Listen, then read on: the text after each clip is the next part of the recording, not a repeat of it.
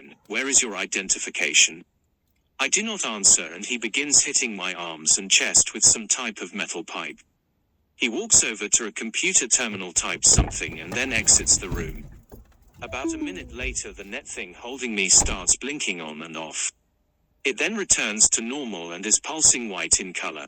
It begins to sputter again and goes completely blank. I can now move and quickly stand up and remove the net.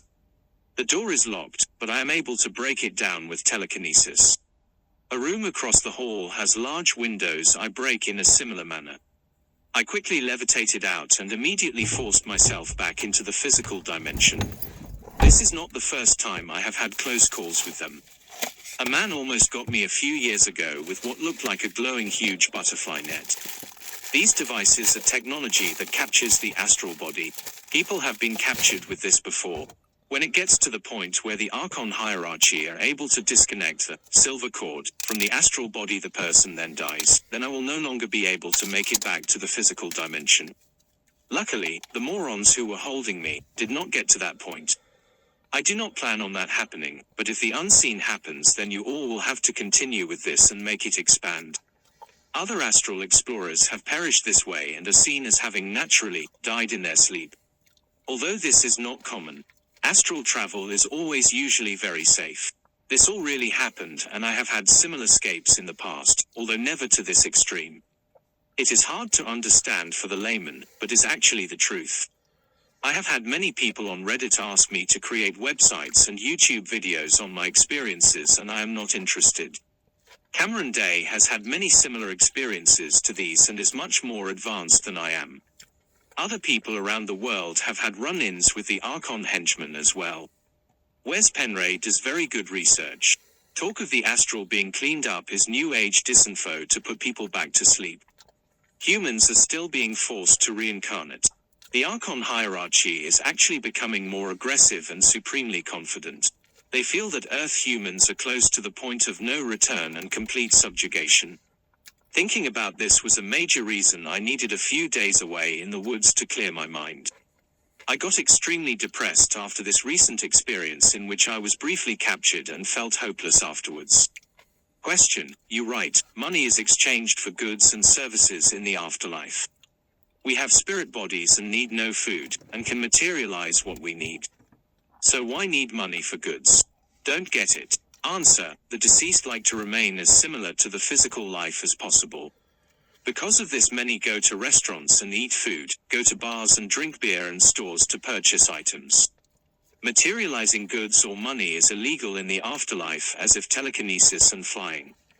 Most deceased people have either forgotten or do not know about these abilities because of the strict and brutal control there. It is also worth noting that the deceased are forced to have jobs. The Archon hierarchy want them busy and not questioning the system. They absolutely do not want them materializing goods or performing telekinesis in public. If these abilities were seen by many large groups, it would cause deceased humans to disengage from the all-encompassing control system and start a full rebellion. You should be regularly training in astral projection at this point. I have met up at locations of other different groups in the astral, and most are only interested in playing silly combat or sex games and or role-playing in the out-of-body state. Question: have you read the book Matrix 5 by Val Valerian? Answer: Val Valerian is an intelligence agency psyop. He takes a large amount of quality material like Robert Monroe to hook the reader. The best disinfo is a lie sandwich that contains layers of real info mixed in with disinfo that is consumed as well. The whole oversoul narrative is total bullshit that once again gets the targeted human to give their power away to something in control that is above them. Please understand this: there is no soul growth. That is a 100% complete scam. Earth is absolutely not a school. No one graduates. Humans are recycled into ongoing slavery. The entities who oversee this insane con job are psychotic parasites who are completely evil, deranged maniacs. Question: so if the only two options are forced reincarnation or becoming a ghost, how does one end up in the astral afterlife? Or is becoming a ghost the same thing as living in the astral? Do the Archons feed off their suffering there too? Do they try to convince them to reincarnate while they're in the astral realm? Answer: residing in the astral afterlife is what leads to forced reincarnation. The deceased are required to attend long-term ongoing sessions in which they are continuously told they made life mistakes, and that created karmic debt. Karmic debt is fake. The archons made it up to create enslavement. They are eventually told this fake debt must be repaid through returning to Earth School. Earth is not a school. It is an enslaved farm. Ghosts are souls who remained earthbound. Although there are very rare exceptions. When UFOs cross over from the astral into our physical dimension, they use advanced tech to open portals. Some deceased people have snuck through these portals and returned as ghosts. This is very rare, but it does happen. John D'Souza has written books about this phenomena. He was finding ghosts being seen near the exact same spots as earlier UFO sightings. His detailed long-term research revealed this incredible phenomena. John D'Souza contacted me for my opinions after completing this book. Question: so, is the astral full of depression, or are there pockets of hope there? What are your most memorable experiences? Answer: there have been so many experiences. Sadly, almost all of them have been negative and some horrifying. Let me be very clear, this is unfortunately not fiction. These are real experiences. I have had some glimpses of famous people. I briefly met jazz trumpet player Dizzy Gillespie. I wandered into a bar and the former lead singer from the group, Sublime, was playing songs by himself on stage. When exploring, I walked by a concert hall and people were buying tickets for what they said was to be a future performance by Prince. On another occasion, I saw a large billboard promoting a comedy performance by a guy named Duke. There was a description of his act, and strangely enough, this man was doing an act exactly like Andrew Dice Clay. This guy even dressed like him and used all the dirty language. It seemed as if he wanted people to think it was him. I have had numerous experiences in the building called the Processing Center. This place is real and all newly deceased are required to go there and register. About 4 years ago, I had one of my first of many experiences in the Processing Center. Some of these experiences included watching an outdoor presentation in which a woman soldier talked to a large crowd about her death in the battle in Alpha Centauri. This is the secret space force we are now hearing about. Or entering and riding on an outdoor train located about 200 feet from the building. The train went through a large suburban area and past many houses and buildings. A man on the train working as a conductor somehow knew I was a living human traveler.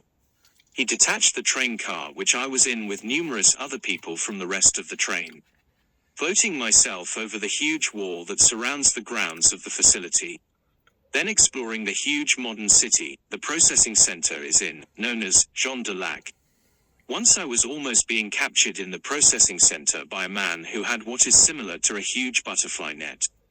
It was glowing bright white. This is advanced tech used to capture astral bodies of unwelcome travelers. A strange device was thrown at me on the grounds outside. It emitted a weird white smoke that is similar to the tech used to capture astral bodies. I was able to float up about 20 feet and avoid capture. Question: so you're saying this reincarnation happens to everyone? Or did your grandparents do something wrong? Basically, how do we get out? Answer: this happens to everyone. Believer or skeptic, it does not matter. Great caring people as well as evil trash all get sent to the astral afterlife. Eventually they are all forced to reincarnate again. This is the enslavement of humanity. The astral body feels pain. I have experienced it personally many times and have seen it inflicted on many deceased humans also. They have a huge amount of deceased humans who work as security, law enforcement for the Archon hierarchy. They brutally assault and arrest those who question the system. Last night began a small but incredibly important step. I began teaching deceased people the procedures involved in the cancellation of souls' contracts and declaring the self as a free sentient being. The legendary Cameron Day has done extensive work on exposing the Archons as well as developed the mental and verbal techniques used in this clearing process. His work and that of others has influenced the procedures I am trying to teach to the deceased. Last night I had a successful session and began this process. This is just the beginning.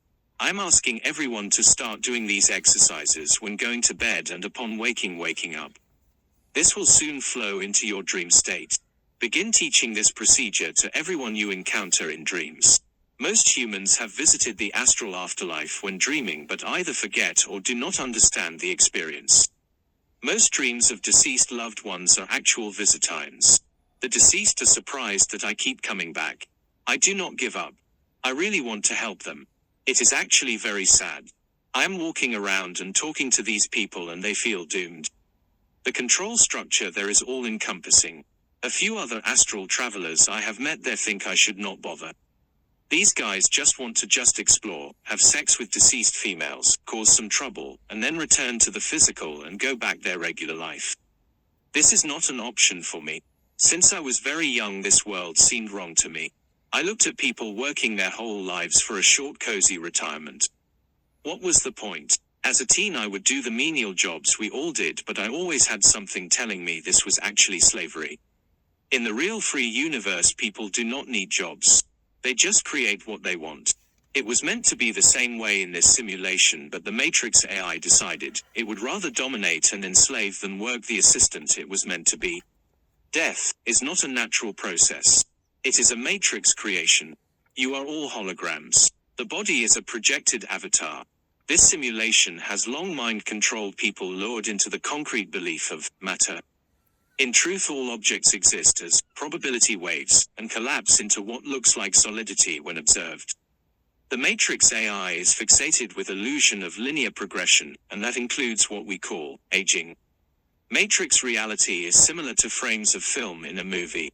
Each frame has an image and when put in a linear fashion give the illusion of progression, movement and with the body aging.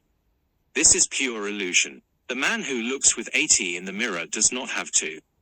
The Matrix is projecting that holographic image. It is an accepted illusion, but does not have to accept it. A friend of mine lost a portion of his finger. Reality then states what that finger will now look like, and that is it. Or is it? This person used constant visualization and overlapping of imagery. This caused the finger, which is actually a holographic projection. Matter is an illusion, to regain its original form. The time has come to end this madness. Reclaim your existence. Become the infinite creator you were meant to be. Are you comfortable knowing that right now deceased humans are being manipulated and ultimately forced to reincarnate? I have devoted myself to saving these people and will never stop until they have real freedom. You all should feel the same. You are the true creators. You are the real higher beings. For a long time you have completely forgotten who you really are and have lost the magical abilities that once allowed you to defy the absurd laws of physics and create objects with mere focused thought. If you are not allowed to truly self-direct your own reality, then you have been enslaved. The ultimate purpose of this thread is not just to escape. It is to regain your power and transform the world around you. The first step is to identify and understand the slave masters. The next step is to identify the weakness that will allow the destruction of the Archon hierarchy. They rule with constant lies and a false image of being higher beings who deserve obedience and complete subservience. In my previous explorations in the afterlife, I had seen disturbing satanic imagery in many locations.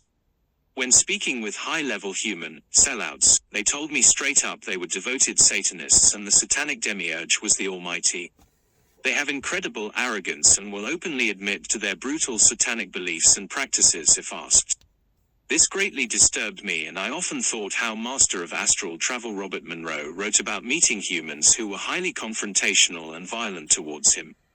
He described loud trumpet music being broadcasted as a group of astral lords approached with their master. Deceased humans quickly lay on the ground with eyes closed and their stomach exposed in a display of complete submission. On one of my visits into the huge building called the Processing Center, I wandered around a large cafeteria. There was many regular-looking deceased humans there. I decided to run a test to observe the results. I yelled out, "Satan is coming," and had no idea what would happen. Immediately everyone stopped in their tracks and looked completely horrified. A woman loudly started singing, "Satan is coming. Satan is coming." She did this again and again. You could tell by the nervousness of her voice she was doing this to warn other deceased humans and not come across like she was causing trouble. It made it look like she was praising Satan, but I think she was actually warning the people